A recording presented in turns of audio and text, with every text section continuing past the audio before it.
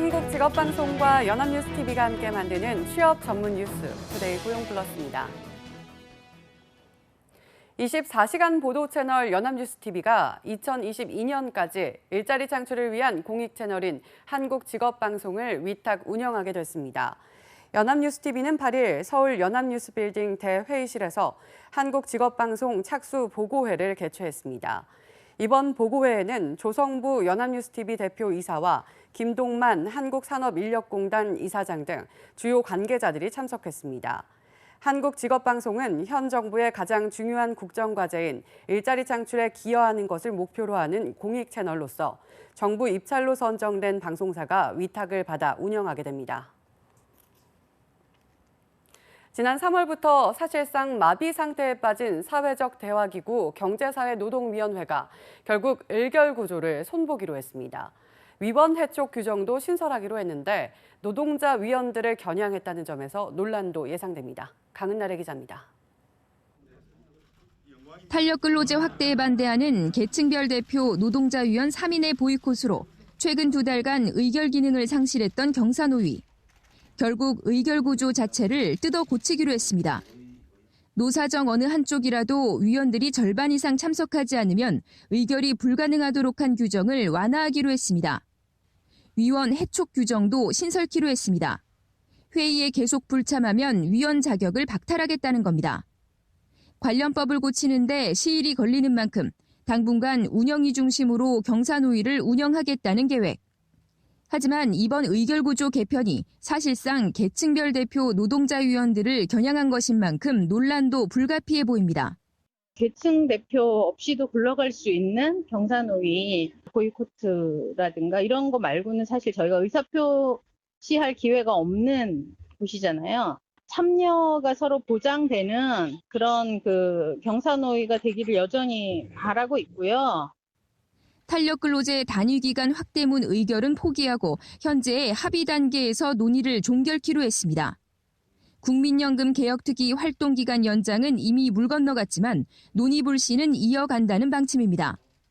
이와 함께 경사노위는 오는 15일 총파업을 예고한 버스업계의 노동시간 단축 문제를 논의할 위원회 발족을 지원하는 한편 국제노동기구 ILO 협약 비준과 관련해 이달 20일까지 운영위에서 협의를 마무리하기로 했습니다.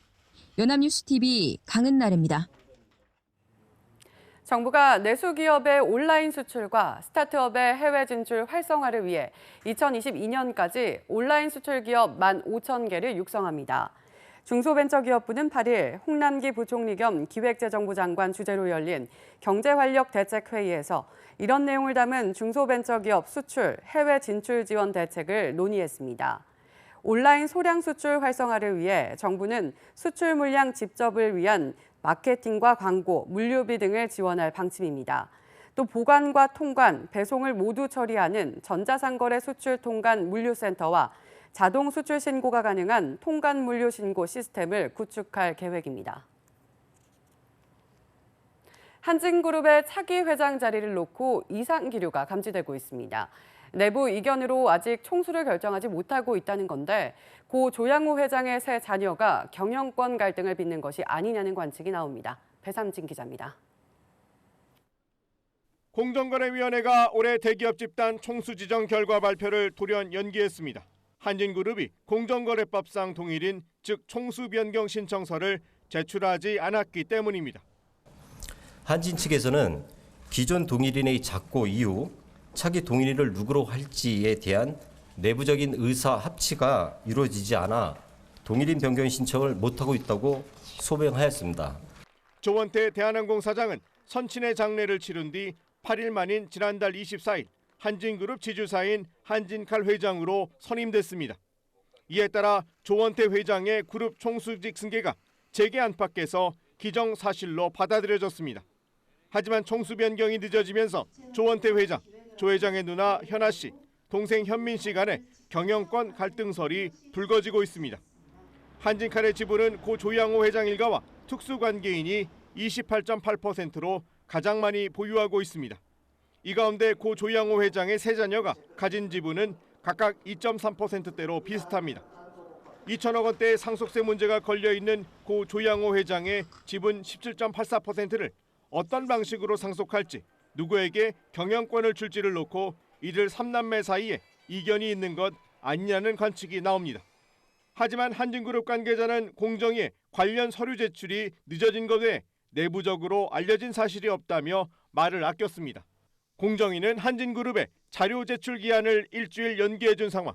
그때까지 한진그룹이 자료를 내지 않으면 경영권 분쟁설에 힘이 실릴 것으로 보입니다. 연합뉴스TV 배삼진입니다. 연휴 끝나고 주유소 찾으신 분들 적게는 수십 원에서 많게는 100원 이상 기름값 올라 놀라셨죠. 유류세 낼 때는 그리도 굼뜨더니 어떻게 세금 낮은 기름 재고가 유류세 환원 첫날 동났는지 전국 주유소 가반이 값을 올렸습니다. 당국의 검증이 필요해 보입니다. 소재영 기자입니다. 유류세 감면폭이 7%로 줄어든 둘째 날, 주유소들은 일제히 휘발유 가격을 고쳐달았습니다. 유류세 인하폭이 줄며 65원가량 인상 요인이 발생했기 때문입니다. 최근 국제유가와 환율이 지속적으로 상승하고 있고 유류세 단계적 환원이 겹치면서 소비자 가격도 상승하고 있는 상황입니다. 전국 휘발유 가격은 5개월 만에 리터당 평균 1,500원을 돌파했고 서울은 1,600원을 넘었습니다. LPG 가격도 뛰어 평균 900원을 돌파했습니다. 휘발유값만 오른 게 아니라 전체적으로 생각했던 대로 올라다 보니까 기사들한테는 좀 부담감이 없지 않아 있습니다. 유류세 인하폭이 축소된 첫날 전국 주유소 56%가 값을 올렸고 둘째 날엔 78%가 가격 인상에 나섰습니다. 명분은 유류세 환원인데 지난해 11월 6일 유류세 인하 첫날 기름값을 내린 주유소가 25%도 안 됐던 것과 너무 대조적입니다. 사실 이렇게 유가 인하 축소분이 된 지 이틀 만에 국제 유가가 반영되거나 이러지는 않거든요. 그러니까 주유소 측에서 이제 너무 급격하게 올리시는 것 같아서 이런 부분이 좀 문제가 있다고 생각을 합니다. 미국의 이란산 원유 수출 봉쇄가 이미 상승세를 타던 국제 유가를 부채질하는 상황에서 주유소들의 초고속 기름값 올리기로 소비자들 부담은 더 커질 전망입니다. 연합뉴스TV 소재영입니다. 사회적 대타협이라면서 택시업계와 카카오가 카풀 합의안을 내놓은 지 2달이 넘었습니다만 의미 있는 후속 조치가 나오지 않고 있습니다. 승차 공유 업체들은 불안 속에 사업을 이어가고 있고 거창하게 내걸었던 한국형 우버 택시는 참여가 적어 유명무실한 실정입니다. 서영석 기자입니다. 카카오와 택시업계가 합의했던 카풀 운영 시간은 오전 7시부터 9시, 그리고 오후 6시부터 8시까지 모두 4시간입니다. 하지만 지금 달라진 것은 없습니다. 카풀 사업 잠정 중단을 밝혔던 카카오는 사업 재개 일정을 잡지 못하고 있고 중소 카풀 업체들의 24시간 운행은 여전히 계속되고 있습니다. 국회는 3월, 4월, 5월 계속 느려지고 있어서 어차피 저희 사회적 대타협에 저희가 참여했던 것도 아니라 지금 어쨌든 입법되면은 따라야 되는. 합의 후 야심차게 내놨던 한국형 우버 택시도 속도를 내지 못하고 있습니다. 기사 완전 월급제를 조건으로 3,000원을 더 내면 승차 거부가 없다는 한국형 우버, 웨이고블루가 출범했지만 월급제를 기피하는 택시 회사들이 참여에 소극적이기 때문입니다. 50년 동안 산업경제 하다가 갑자기 월급제 한다니까 걱정이 많은 거죠, 대표들이. 이게 가장 큰 문제죠. 그러다 보니 서울 지역 웨이고블루에 참여한 택시는 고작 200대, 업체 측은 500대는 넘어야 정상적 배차가 가능할 것으로 보고 있지만 기약이 없습니다. 결국 편법으로 요금만 올렸다는 비판만 받고 있습니다. 카풀 시간제는 어정쩡하고 택시기사 월급제 입법화는 미뤄지고 있는 사이 혼란과 갈등만 계속되고 있습니다. 연합뉴스TV 서영석입니다. 지난해 대기업의 수출 증가율이 중소기업의 31배에 달해 기업 규모에 따른 양극화가 심한 것으로 나타났습니다. 통계청이 발표한 2018년 기업 특성별 무역 통계에 따르면 지난해 대기업의 수출액은 4,038억 달러로 재작년보다 6.2% 증가한 반면 중소기업의 수출 증가율은 0.2%에 그쳤습니다. 전체 수출액 가운데 상위 10대 기업의 비중도 38%로 재작년보다 1.8%포인트 늘었습니다. 당구장이 금연구역으로 지정된 뒤 오히려 매출액이 늘고 공기질도 개선된 것으로 나타났습니다. 보건복지부가 2017년 12월 금연구역 지정 전후 당구장 등 실내 스포츠 시설의 매출을 비교 분석한 결과 당구장 매출액은 업소당 13.54%, 월 평균 약 373만 원 증가했습니다. 또 공기질 측정 결과 미세먼지와 초미세먼지는 지정 전보다 절반 이상 감소했습니다. 당구장과 실내 골프장 금연구역 지정에 대해서 사업주와 종사자, 이용객의 90% 가까이가 찬성하는 것으로 집계됐습니다. 정부가 수도권에 신도시를 짓는 것은 서울에 쏠린 주택 소유를 분산하기 위해서인데요. 이를 위해 서울 주변 5곳을 3기 신도시 입지로 선정했습니다. 기대만큼의 효과를 낼 수 있을지 배삼진 기자가 짚어봤습니다. 3기 신도시 건설 목적은 서울 주택 수요의 분산에 있습니다. 서울에 대규모 주택을 짓기 어려운 만큼 서울 근교에 신도시를 개발해 서울에 쏠리는 수요를 흡수하겠다는 겁니다. 실제 남양주 앙숙과 하남 교산을 서울의 동쪽에, 고양 창릉과 부천 대장, 인천 계양은 서쪽에 배치해 균형을 깨했습니다. 이들 5개 지역에서 공급하는 물량은 17만 3천 가구입니다.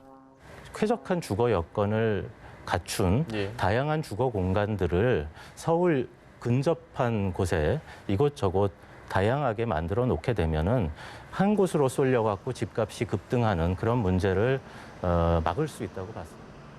일단 서울 시민들이 대거 청약에 나서면 될 문제지만 말처럼 쉽지는 않습니다. 시군구 지역 주민과 해당 광역단체 거주자의 50%를 우선 배정하는 지역 우선 공급 제도 때문입니다. 분양을 받으려면 해당 지역으로 이사를 가 1년 이상 살아야 한다는 얘기입니다. 수도권의 경우 일정 규모 이상의 공급 택지에는 지역 우선 공급 제도가 적용되고 있는데요. 분양하려는 해당 지역에 1년 이상 거주하게 되면 당첨 확률을 조금 더 높일 수 있습니다. 최근 분양 사례를 볼 때 서울 주민의 당첨 확률은 30%대. 3기 신도시 공급 물량 가운데 일부 예외 주택을 빼고 이 같은 확률을 적용하면 서울 주민에게 돌아가는 물량은 6만 가구를 넘지 못합니다. 서울 지역을 경기도의 대규모 신도시급 택지지구로 분산하기에는 현재의 입주자 모집 자격 자체가 한계가 있기 때문에 이에 따라 정부 기대인 만큼 서울 주택 수요를 3기 신도시로 분산하는 것은 어려울 수 있다는 분석이 나옵니다. 연합뉴스TV 배삼진입니다. 보도채널 연합뉴스TV가 아시아 대표 뉴스허브 글로벌 채널로의 도약을 함께할 신인 및 경력 사원을 모집합니다. 모집 분야는 영상 편집 기자, 뉴스 PD, CG이며 학력과 연령, 국적 등은 무관하며 경력은 2년 이상 경력자로 오는 15일까지 연합뉴스TV 홈페이지를 통해 지원하면 됩니다. 제출 서류는 입사 지원서, 자기소개서이며 전형 절차는 서류 전형과 실무 면접, 최종 면접, 최종 합격 등으로 진행됩니다.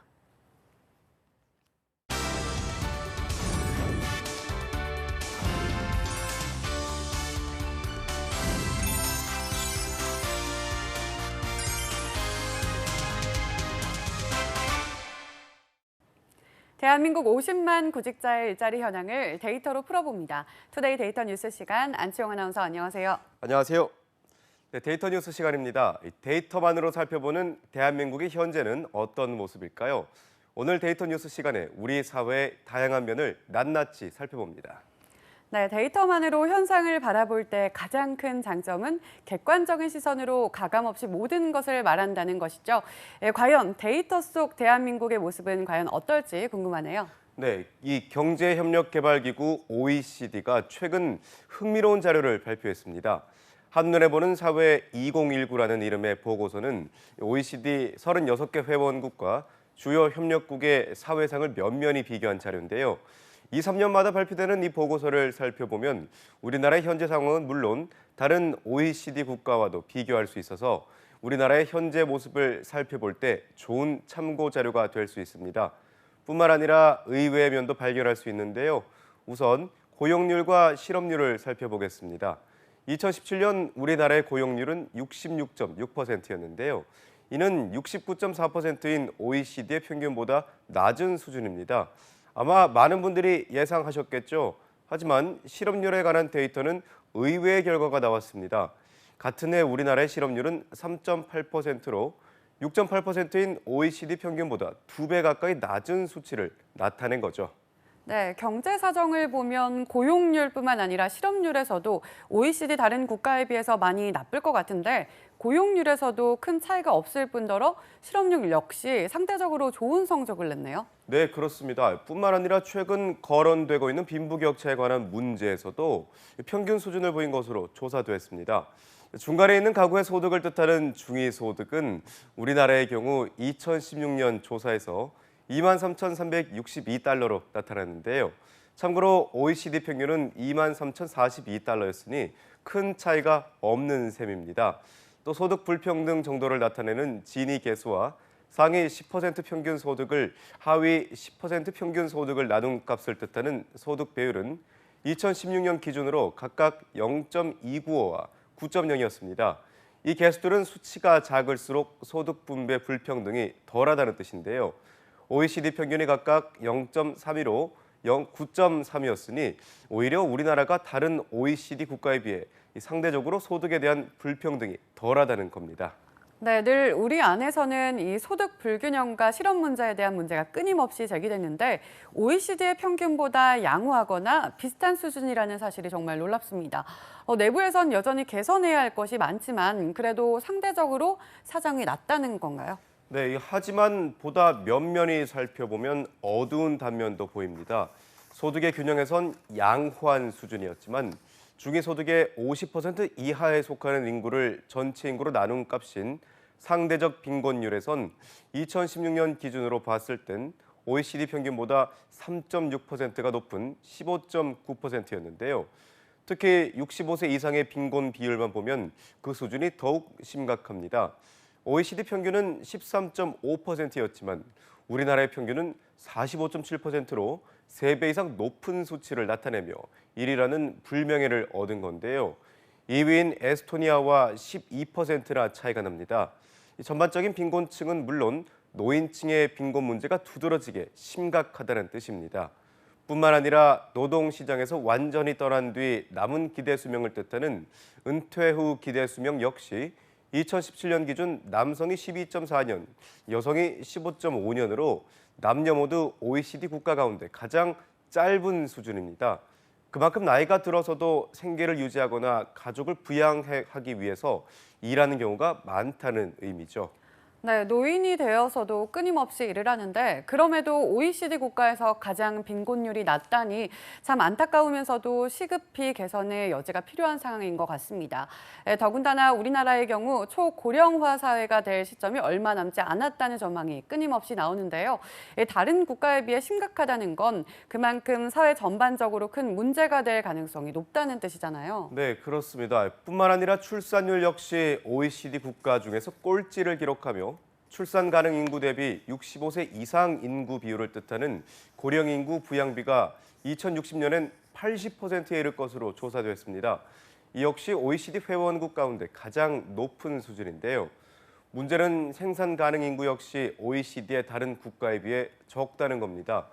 2017년 기준으로 우리나라 청년 가운데 18.4%는 취직을 하지 않거나 교육 훈련도 받지 않는 니트족으로 조사됐는데요. 독일은 9.3%, 일본은 9.8%로 우리나라의 절반에 불과합니다. 무엇보다 지금의 상황을 가장 잘 파악할 수 있는 건 바로 여론이겠죠. 삶의 만족도를 살피는 조사에서 우리나라는 10점 만점에 5.95점에 불과했습니다. OECD 평균이 6.66점에도 미치지 못하는 수준이었는데요. 순위도 36개 회원국 가운데 31위를 차지하며 바닥을 맴돌았습니다. 이에 정부는 사회보장 확대를 통해 삶의 만족도 순위를 2040년까지 10위로 끌어올리겠다고 밝혔지만 이 단기간에 만족도 지수를 끌어올리는 건 결코 쉽지 않을 것이라는 분석도 나오고 있습니다. 네, 이것이 바로 데이터가 말해주는 대한민국의 모습입니다. 상대적으로 긍정적인 자료도 있었지만 여전히 개선해야 할 사항도 많아 보입니다. 무엇보다 삶의 만족도의 성적이 현저히 낮았다는 점, 이를 해결하기 위해선 단순히 제도를 개선하는 것에 그치지 않고 철저히 원인을 분석하여 사회 전반적인 변화를 이끌어내야 할 것입니다. 지금까지 데이터 뉴스 시간 안치홍 아나운서였습니다. 고맙습니다. 고맙습니다. 지금까지 투데이 고용 플러스였습니다. 오늘 저희가 준비한 내용은 여기까지입니다. 함께해 주신 여러분 고맙습니다.